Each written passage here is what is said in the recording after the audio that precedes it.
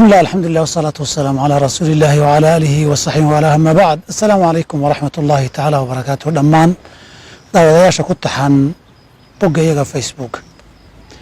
su-aasha maanta waa sidee baa loogu diyaar garoobi karaa tobanka dambe Ramadaan iyadoo dadkii bandow iyo xanibaad ku jiraan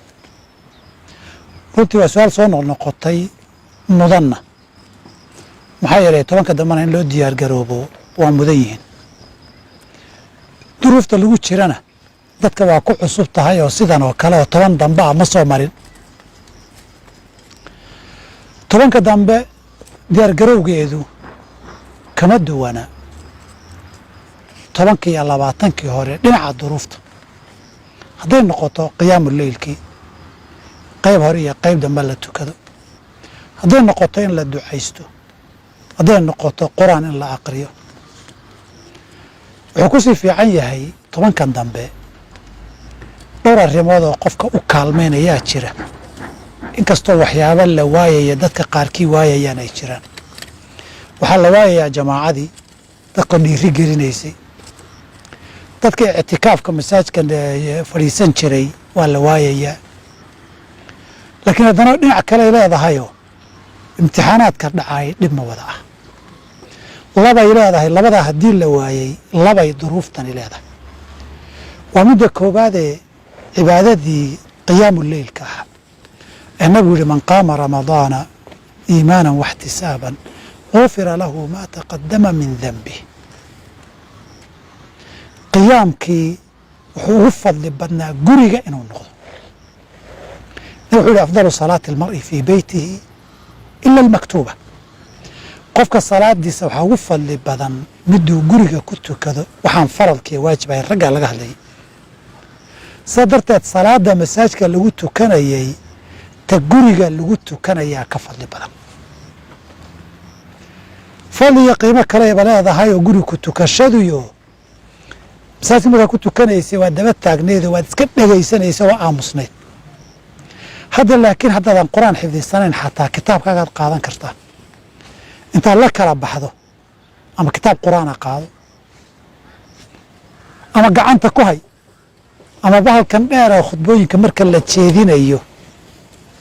waxa la saartay intaad hortaada soo dhigato kitaab weyn kula kala baxo warqaduun saa u rog adigiibaa qur-aankii aqrinaya saxaabadu qaar saasay jeclaan jireen ibnu cumar radiallahu canhu ardahu jamaacada lama tukan jirin keligii baa tukan jiray maalin baa la weydiiyo o layidhi maad la tukatid marka iska aamusnaanaya u yihi sida dameer meel taagan maan afka tuuraya oo iska aamusnaanaya intuu qur-aanka la aqrinaya anigu maan akhriya falahu bikulli xarfin xasana wey dhegaysigu ajirka intaa la eg ma laha laakiin maanta waxaad haysataa fursad qur-aankii oo dhanba aad ku akhrida tobanka dambe ood ku tukato habeenkii salaadaadii iyo soo jeedkaaga 3 jus akhri tobankaa beri khalaas wayba dhammaatayba 9 beri oo min 3 hal maalin 4 ka dhig halka maalin 4 ka dhigaysana aan kuu qishee maalinka jumcadaa ka dhigo oo suuratul-kahfi ku aadi kol labaad akhrin lahayd maalinkaa ku aadiyo iyadaaba xisib ka badan xisbiya wax yar wey waxaan rabaa inaan idhaahdo faa'iidada uu leeyahay waa in gurigii lagu tukanayo waa inaad jaanis u helaysa aduu qur-aankii aad akhrido salaaddii ajirkeedii iyo qur-aankii akhriskiisa ajirkiisi baad hesho wuxuu kaloo leeyahay dhammaanteen laynagu qasbay in yar baa u nasan jirtaye in shaqooyinkii aan ka nasanno innagoo nasanna habeenkii soo galood maalintii marar seexan kartood nasanta midoo shaqaynaya oo ordaya oo kana lulaya kana laadlaadayaad iman jirtay habeenkii waxoogay markaad tukataa afkaad kala qaadi jirtay male hadda gurigaad joogtaa naso duurkii seexo barqadii seexo casarkii iskala bixi habeenkii adoo freesha ku yimaado si fiican baa leylatulqadrigana loo raadin karaa tobanka dambe leylatulqadrigii waa ku jiraa oo cuduradan iyo korona imanaya leylatulqadrigii ma xijaabayaan leylatulqadrigii tobanka dambe ku jirayna waa sidiisii waad u nasan tahay waxaa kaloo raggii maanta u taallahay xaaskoodii iyo ilmahoodii bay la qaybsanayaan dadaalkii iyo leylatulqadrigii raadintiisii reerka bar weliba carruurtii waxbarasho ma aadayaan caawa dhan haddii la soo jeedo subax la kallihi maayo waa la wada seexan habeenkiiba soo jeeda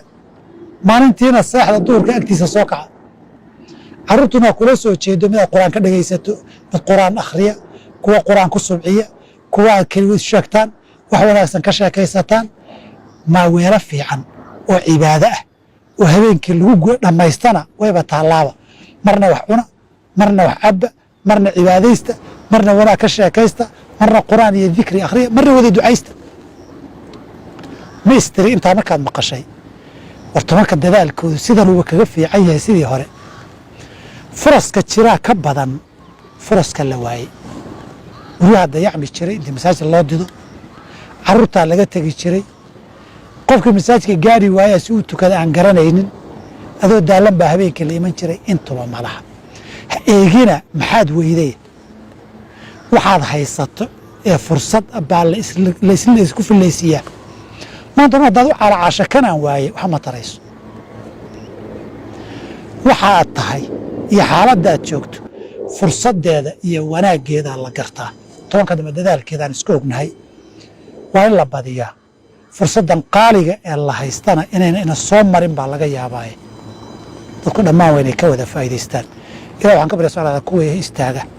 ee leylatulqadriga ilaahay waafajiyo iimaana waxtisaaban gufira lahu maa taqadama min dembihi laynaga dhig inaan noqonno ayaan ilaahay ka baryaa subxaanahu watacaala haweenka carruurta